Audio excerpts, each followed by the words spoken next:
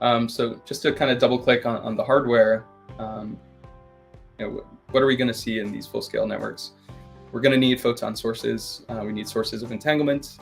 We need to detect these photons. So we need high-quality detectors. Again, we're going to need the quantum repeaters, and quantum memories. We're going to need optical switches for configuring the path, that making sure Alice is actually connecting with Bob or with Charlie. So making sure the path of light follows the right route. So we're going to need optical switches for that. We're going to need additional optical components for manipulating the quantum information encoded in photons. So we need optical components to manipulate that. We're going to need dark fiber for our terrestrial links. And by dark fiber, we mean fiber that doesn't have any active components in the channel.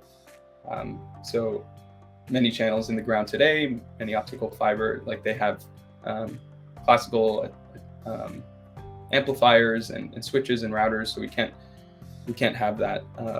They're not compatible with quantum signals. So because we're not able to amplify quantum signals or copy it, we have the no cloning theorem in quantum. So these need to be a kind of passive dark fiber. Free space lasers will play a key role as well for those free space links, either with laser telescopes or with satellites. Free space lasers is a key hardware component here.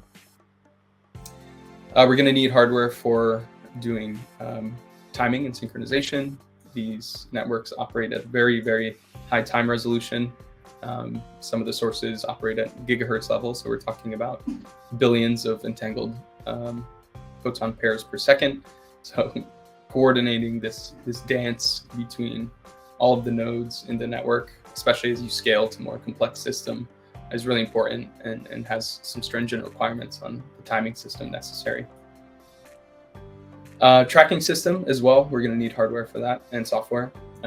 So thinking about a satellite link, for example, we need to track the satellite and make sure that the laser is actually reaching its intended destination down to like the aperture of the detector on the satellite or on the ground station. So we're going to need mobile tracking systems for that.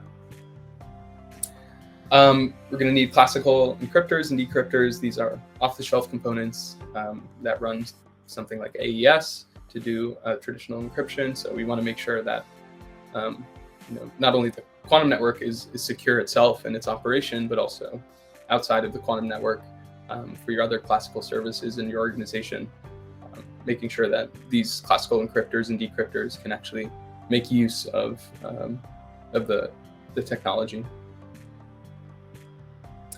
And when we're thinking about satellite deployments, these are pieces of hardware that will need to live and operate in space, right? So they need to be space hardened, thinking about radiation proofing, low form factors, low footprints, etc.